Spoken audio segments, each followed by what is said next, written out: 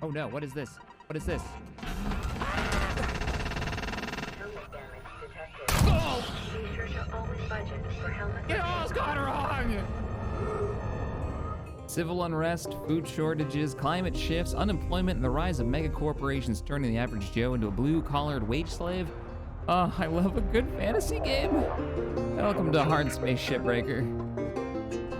One of the defining companies that set the stage for my personal love of space RTSs was Relic back in '99. Homeworld 1 and 2 blew my teenage brain. So when the word reached me that many of the devs who developed those classic fully 3D real-time strategy titles were starting a new company called Blackbird Interactive, my interest was piqued.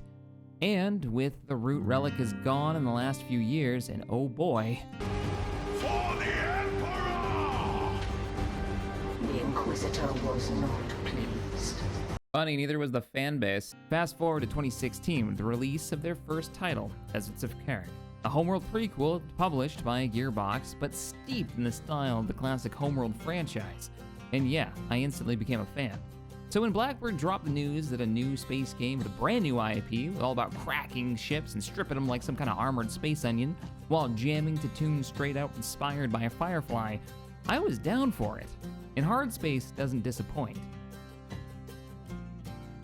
The game is fully out. With the release, you get access to all the intended ships to tear apart, full story mode, and a race mode, multiple difficulties with various rules like limited numbers of deaths, no time limits on ships, which we'll talk about in the gameplay section. If you were hoping for a fix to the FPS destroying explosions, you're not gonna find it here. As of writing this, the game's bigger, energetic reactions will still make your graphics card weep. The premise: in an effort to have a better life and escape the poverty that is Earth's population in the far future, you sign on to the Lynx Corporation. And by sign, I mean you literally sign your character's life away while sitting in your Tokyo-style standard apartment, listening to sirens and neighbors fight. This isn't the gleaming Star Trek post-scarcity future. Think more Fifth Element meets Firefly. You are fired! But you work for a mega evil super corporation. So Amazon with better healthcare. And no streaming service. But instead of delivering packages, you're floating around in orbit, laser cutting a 200-ton turkey laced with C4 that could go off at any moment if you don't choose the right angle to cut. Once you've signed on with Lynx, your DNA sequence is recorded so the company can 3D print you again if you happen to cut the dark meat instead of the white. Half cut once.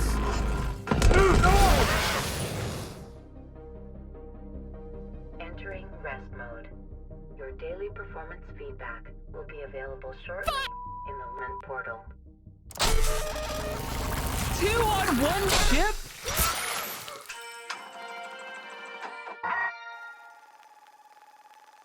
Let's just all agree that wasn't the best clone. While working your bay, you'll find you're not alone out here, but are part of a crew for your station.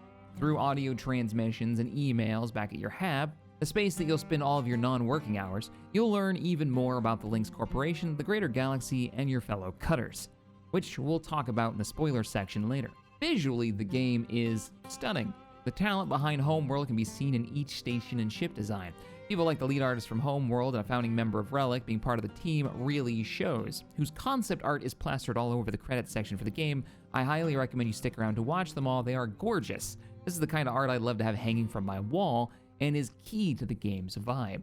The silhouette of your shadow on the hull, your cutting laser sparks flying from melting brackets do well to establish the scale of these ships. Though it's obvious from the concept art, the scale of these ships has been cut down some, no pun intended. Or always intended? Maybe due to the pacing, or I'd wager part due to the FPS drops the game is already suffering from. Sure, the explosions look stunning, but they drop my 1080 Ti to single digits. Though I do love the multicolored detonations and muted, simulated audio your suit transmits so you're aware of your surroundings. That's how they get around the whole no sound in space deal. So keep your comments to yourself. The ships and objects look fine from a distance. They sell the look, but as you get closer, you start to see the hard edges and low-resolution textures. It's all serviceable. Just don't expect Star Citizen's level of micro detail with the interiors. Some ships have a truly haunting vibe that shows just how much you can get away with using lighting and sound design alone, and a really short-ranged flashlight. The UI is a bit up in your face. This is the upgraded version from the original early access release, by the way. Bars everywhere. But what is cool is that the UI is affected by objects near the cutter. So, for example, a radiation source might disrupt the suit's systems, causing the UI to fluctuate and distort. It's a nice touch, and though I found the UI a bit much, all the information is helpful and pertinent. Let's talk about music before anything else. Shipbreaker has this Appalachian American folk vibe that will strike up memories of big damn heroes. What does that make us? Big damn heroes, sir! Ain't we just? I have to say, I've listened to this game's soundtrack an embarrassing amount of times.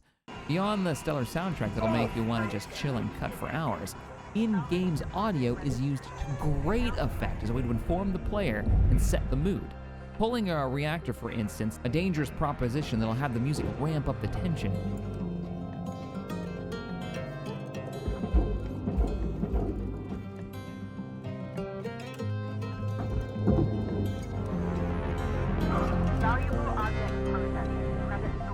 Entering a ship that's been abandoned on the edge of known space has similar sounds to match the eerie origins.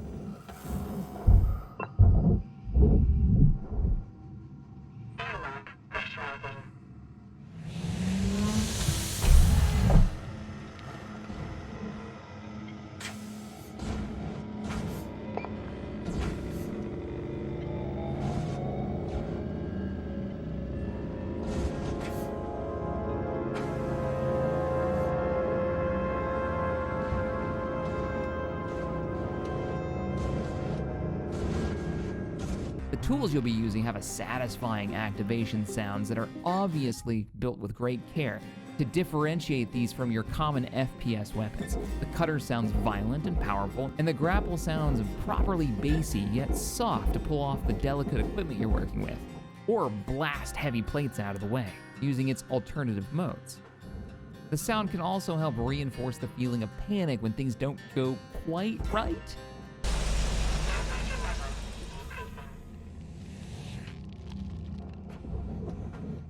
Hold on to your butts. Oh shit, why did I not think that through? I was thinking about this ship and not what I was doing. I got a leak in the helmet. Maybe not, actually. Suit's damaged, but I don't have a leak.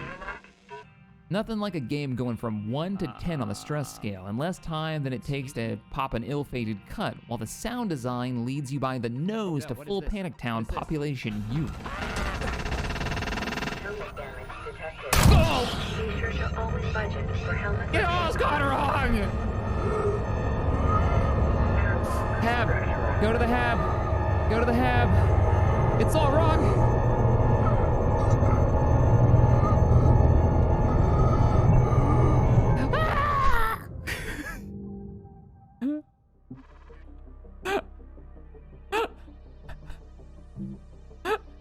I was one day from retirement. Up, I'm wearing my brown spacesuit. Warning cutter. Gameplay has you basically waking up, picking a ship out of the random list available. Most recent unlocks will be guaranteed options. You pick your ship, you head out of the hab, flipping through the various vision modes to come up with a plan of attack that lets you see through the hull and see some of the issues you'll be facing. And then you start stripping the ship over the course of a few in-game days, denoted by a timer at the top, at the end of which you're teleported back to your hab to start a new day. The timer isn't as big a deal as it sounds. Don't worry about trying to keep up the pace, as this is just a way to make you feel like time is passing, and every time you get back to the hab, you have an opportunity to pay out your certs to get upgrades. Hitting your salvage certs at the top of the screen will allow you to get more upgrades for all your gear and equipment. If you end up destroying valuable parts on accident, then you're gonna miss out on a lot of the certs because many of them are stacked toward the end of the bar. Meaning being efficient means taking apart ships efficiently and effectively without destroying important bits. As you progress through the different ships, you'll unlock new training in more complicated vessels. These vessels will come with more complex fuel systems, reactor systems, radiation filters, and a host of other challenges, each with their own ways of being dealt with, or ways for things to go horribly awry. Once you've done them a couple of times though, they'll start to feel a bit samey, as the solution to dealing with one thruster is the same as the other. A fuse system doesn't really change much, so the only challenges with these is really the first initial attempts.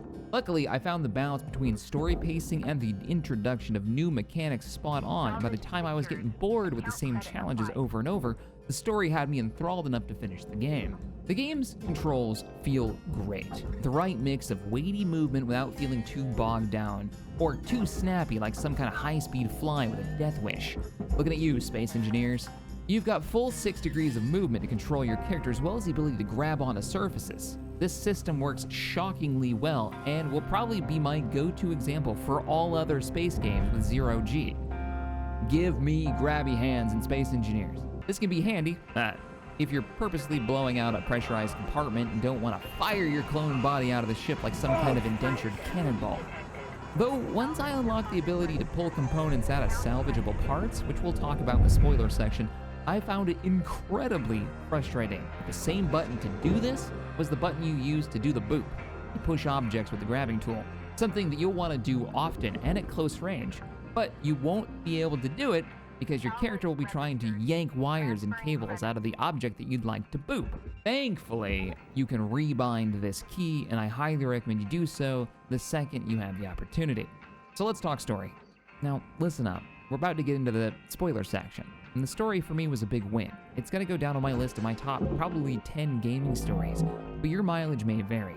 It's definitely one of those where the story works really well in the context of playing the game.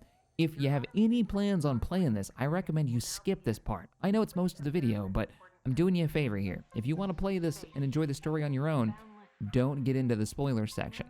Go right down to the conclusion. All right, now that everybody's gone that doesn't want to be here, let's get into the story. The story's vibe is pretty straightforward. You sign on as a cutter with the Lynx Corporation, a megacorp instrumental in the propagation of humanity throughout known space. Paulson, president of Lynx Corporation's Salvage Division. When my great-great-grandfather Exeter founded Lynx, he foresaw a remarkable opportunity among the stars. You're okay. Everything's gonna be just fine. There you go. Plenty of folks feel a bit woozy with the first pair. On day 1, you're introduced to your crew. Weaver's a 20-year-old veteran of cutting who, in the early days of the Everwork program, the DNA backup and cloning system that Lynx has established, Outlined in Section 31 of your employment agreement, the process of genetic extraction will destroy your original body. Beginning extraction now. Welcome aboard. The name's Weaver. I'm the foreman for yourself and a couple of other shipbreakers in this region. This year's Morrigan Station. She may not look like much right now, but once we boot her up... He was damaged in such a way that Lynx can't make clones of him any longer, and he can't work the yard. It is my distinct honor and privilege to introduce you to the rest of the crew in our sector. Sound off, everyone. Hey, Rook. Name's Liv. I was the worm until you showed up, so thank you. Now I get to do the hazing. What are you talking about? We don't do that. Welcome aboard. Don't listen to her. I'm Dee Dee. Kai, your mic's still messed up. How about now? Better. Oh, hey, I'm Kaido. Kai. Mic's still busted, huh? Oh, yeah, still waiting on the wreck to get it. Heaven forbid they give us functional gear. He takes you under his wing and trains you in your new life, while helping you get acclimated by introducing you to Kato, the youngest member of the crew, Dee Dee, the salty vet, working to help her family, Lou, the passionate member of a budding union that wants to see the horrible conditions that Lynx Corp has established improved. Over the course of the game, you'll be fed information that's obviously skewed legalizees from the corporate perspective of Lynx trying to make their profit, while also getting information from your companions and data disks found on ships. It'll give you more of an outsider perspective, not just the corporate, but the greater universe of Hardspace itself. Lou eventually sets you up with a fledgling Union secret email list. You'll hear from other platforms, other cutters, and the general situation. Platforms you can actually see as you go out the bay while you're cutting ships. Eventually, a company middle manager named Hal shows up. No need for introductions, Weaver. I know who you all are. Let's just get right into it. I know you don't No, I'm want still a over middle it, Billy. manager like me coming I in, barely paid making anything life off. hard. Yeah, I get it. See, I'm from people like you. Used to work the Lynx yards around Ceres. Not shipbreaking, of course. Processing, which honestly is just as tough. Real back-breaking work. Yep, we know processing can be just Look, as tough. this is real simple. I hit my goals, and I'm out of your hair. But we all gotta pull the rope in the same direction. Get it? Cooperation. Cooperation. Oh boy. You scratch my back, and we'll all be done here in no time. Capisci?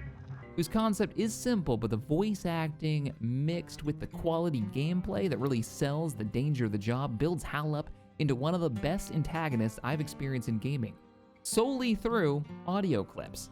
It's not too hard to picture a boss or a boss's boss that you've probably dealt with in your real life that isn't summed up in Hal in some way. So you work and you get to know Weaver, and he gives you hope of escape from this monumental amount of debt that you've built up.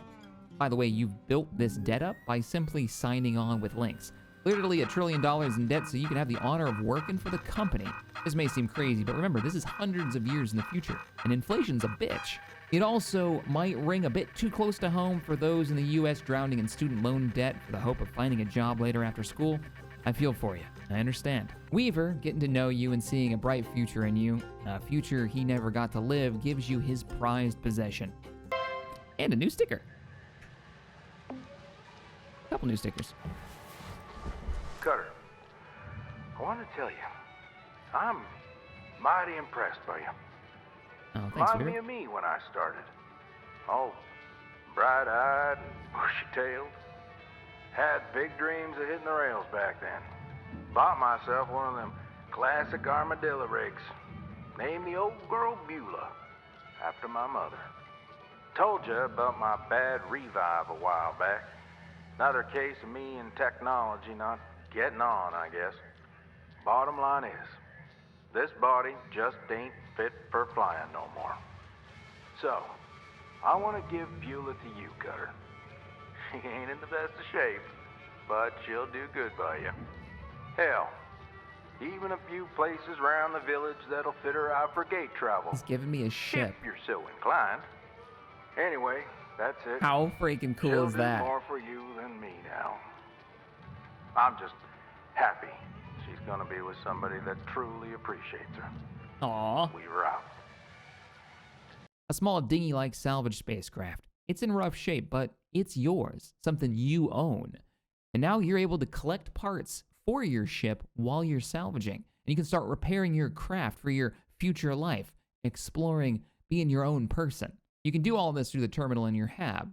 He didn't just give you a ship, he gave you hope. As Hal starts spewing that age-old middle management crap, he also starts pressuring Weaver into accelerating everyone's certifications so that they can work on more valuable ships. They're also far more dangerous. Class 2 reactors, far more powerful reactor source with greater potential for damage and more complex extraction process. Good news, Cutter. You've earned clearance to the next hazard level. This means you'll be getting Class 2 reactors now. Gnarly things. We'll start training when you're ready, and I'll walk you through them. Cool. Oh, they're not so bad. You seen one reactor, you seen them all, I think. This ain't really that simple. Yeah, I got a tip for you there, newbie. Don't blow it up. Cutter, like I said, let me know when you're ready to start training. Don't take too long. Without time for proper training, he literally interrupts a tutorial element on a more advanced ship that Weaver was giving you. Weaver tries to argue back on this, but is shot down, leaving you floating in space, the player, to figure out these elements on your own, knowing they're dangerous and may very well get your clone killed. ECU. Or just cut a hole, pull it, and barge it. Just make sure you clear an extraction route before doing anything, Cutter. Prioritizing profits over safety through gameplay while also showing how disconnected Hal is from actual work being done. He reveals in one of his windful stories about how he's never actually been a shipbreaker. Prioritizing profits over safety through gameplay while also showing how disconnected Hal is from actual work being done. He reveals in one of his windful stories about how he's never actually been a shipbreaker. This leads Lou to double down on her efforts to help build up the Union. While this is going on, Hal reaches out to you privately to play the game of carrot and stick, which many of us have probably experienced, telling you how you're just like he was and how you could be a manager too someday just like he is and get yourself out of this position you're in. While he uses the stick on everyone who talks back to him. Listen up, guys. Uh-oh. I got something you'll all like. Oh, are you leaving already? I went ahead and got you all clearance to use something that'll make you 10 times more efficient. Easy. 20 times. You ready? Demolition charges. Ooh! Spark free.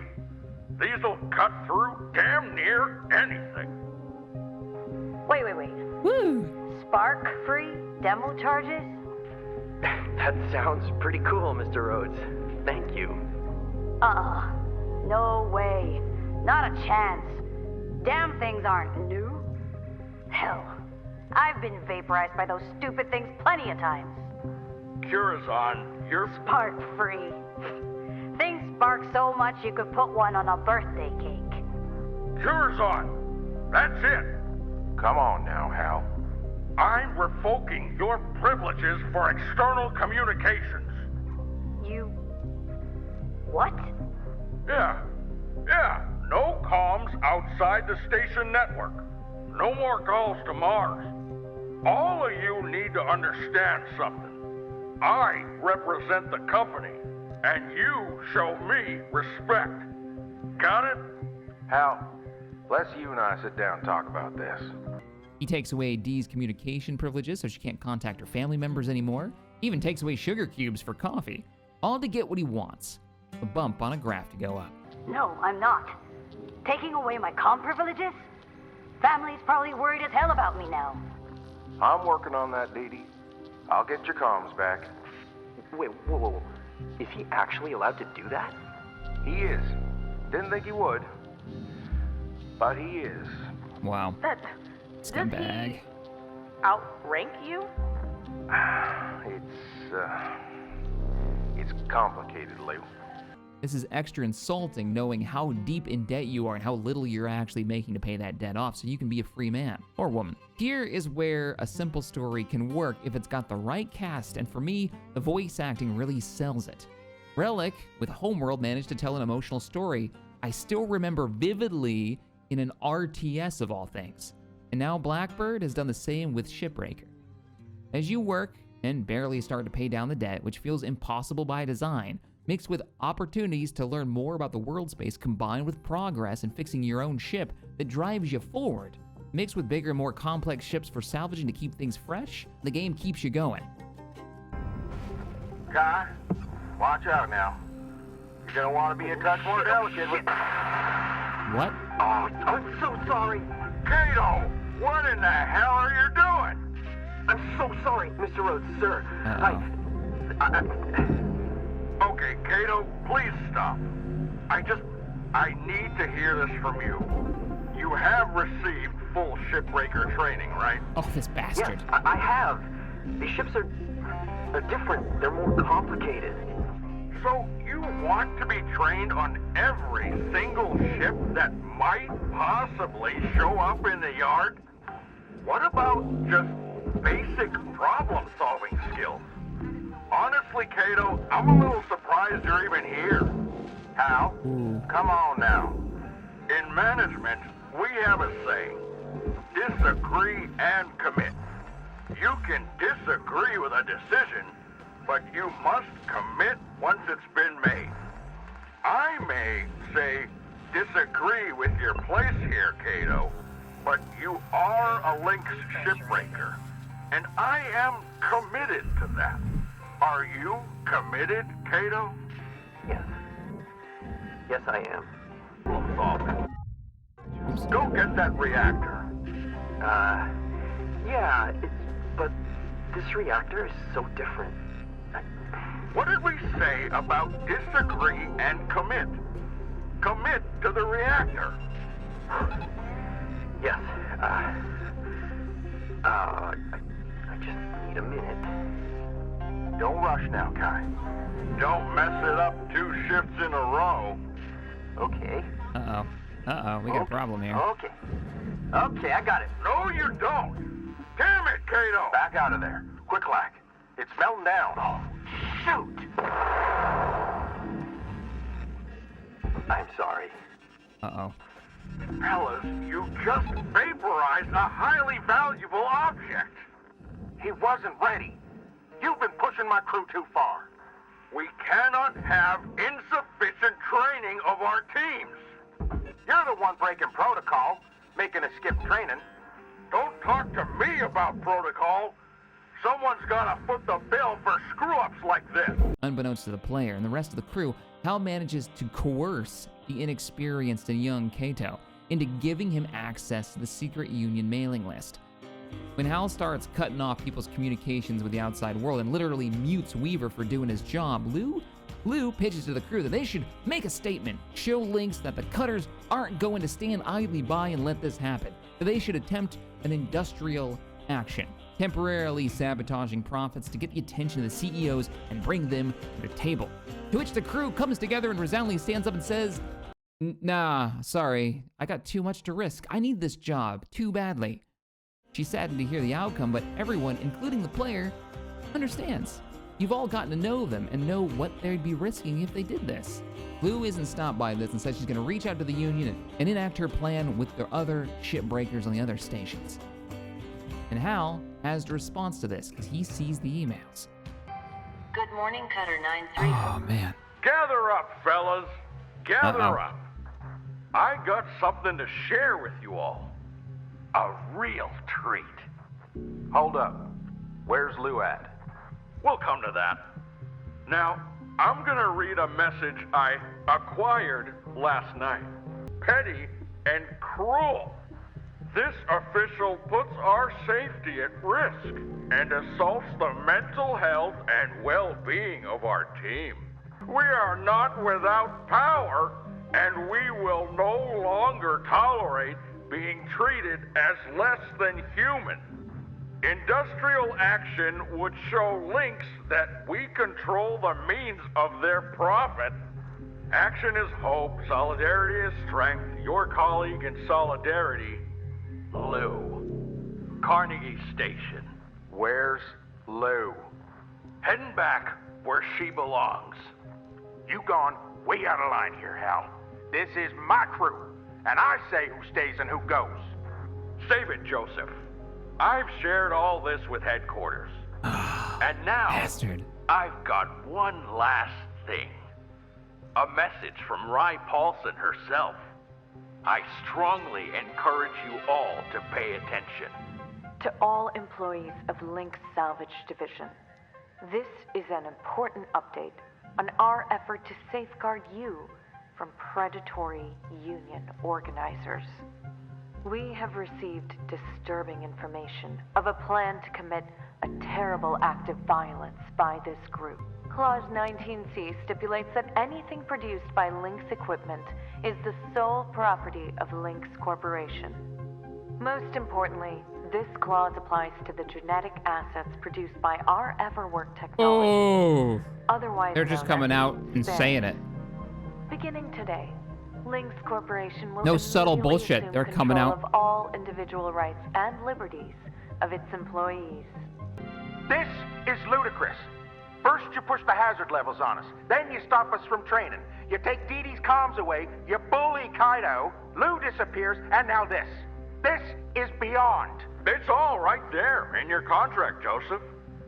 Now, as your corporate representative, Curzon, your financial account with New Manila Credit is being turned over to Lynx. Recurring transfers there will be stopped immediately. 52? Whoa. That vehicle parked outside your hab is now Link's property. I've sent a tuck to retrieve it. No. You can't do that. That was my personal property. I gave that to... Muted. My family. Please. Holy shit. Look, this is all temporary. Just till this union stuff gets sorted. Disagree and commit, people. No longer messing around or skirting the issue, he just comes out and says it. And the crew has had enough. After days and days in game, ship after ship trying to use the whole Buffalo, taking apart these behemoths one cut at a time, the game has such a massive level of catharsis. All right, folks. This is it. Whew. I'm ready. You good, Kai? Yes? Yes. Yeah. Okay, remember, the whole You got point there. is to show them we control the profit. So, fail all them salvage goals, trash them components, really junk up the value of that ship, you hear? Oh, man. Apple's gonna be so pissed. I'll do what I can Yes. to manage that. Now, as soon as you step into the yard, I'm gonna lock out the ship clock. I'm also gonna patch in everyone's salvage meters, so you can see how each other's doing. Nice. Hal's liable to get mighty vocal out there, but don't ease up. You got it, boss. I got your backs. Take your time. Burn Be it to the safe, ground. And let loose some wanton mayhem and destruction. Weaver out. Until you agree to stop treating us like trash, or treating the salvage like trash. Destruction. Your goal is switched. Take it out, damage the ship, make the company no money, rip it apart. Hal is screaming for you to stop, but this is the first time in the game that you actually feel like you've got real power. You're acting for your own self-interest. You're in control. It's a moment that really worked for me. Now, this might be because I've worked in shitty jobs, in warehouse jobs. I've been pressured to go faster and to work more dangerously to get the job done, to load pallets and run forklifts quicker. I've known the fear of being fired because I know I can be easily replaced and not know how I'm gonna make my rent the next day. And I've been in a position where I've had to sign my life away 4 years as an escape, which took away my freedoms and personal choice. So maybe this story is more unique to just me. I'm curious if that's the case. Let me know in the comments. But this truly worked on me. Really? Yes! Aha! Now here's something you forgot to block out, Joseph. Click. Ah, beautiful. How, you stupid petty? Remember this, people. What did he do? You don't have power here. Oh shit, he You shut my never suit will. off. Hang on, folks. Hey! Weaver. Dang it! Hell yeah! Weaver, you're the You shit. are a disgrace to Link I think supervisors I need to start burning some shit. Let's see, what can we cut? Work. This is it. This is the moment that hits you like a truck, the hard right turn. You were nothing until Link's found you. Obedience is success. You've chosen to cross the company that gave you a chance. We'll drive you into the ground with debt. We'll give you work so dangerous you'll revive 20 times a day until your DNA comes apart at the seams. And when you come back as a useless, gibbering blob, we'll make your family pick up the bill. Woo! I think we're done trying to reason with you, Hal. Thank you, Weaver. You know what? Oh no, kid, I don't finally do it. figured out what you need, Kaido. To help you learn. What? The problem is this whole reviving thing. There's no cost to your mistakes. No. No, there's a cost. There's a big cost. Kaido, I'm taking back Lynx's gift. I'm removing you from the Everwork program. No. No, you can't do that. You ain't gonna die. Now, how about you all just give this a rest and get back to work? Oh no. Oh no, oh no, oh no, oh no! Kylo! Kylo! Rhodes, I'm going to throttle you. How, you stupid! That wasn't supposed to happen. How could fucking you do idiot. that? That stupid kid wasn't supposed to go and kill himself. He's gone. You were all supposed to stop this stupid protest. Damn it! I'm running out of air. Can you hear me? We hear you, kiddo. We hear you. Yeah, Mike got busted.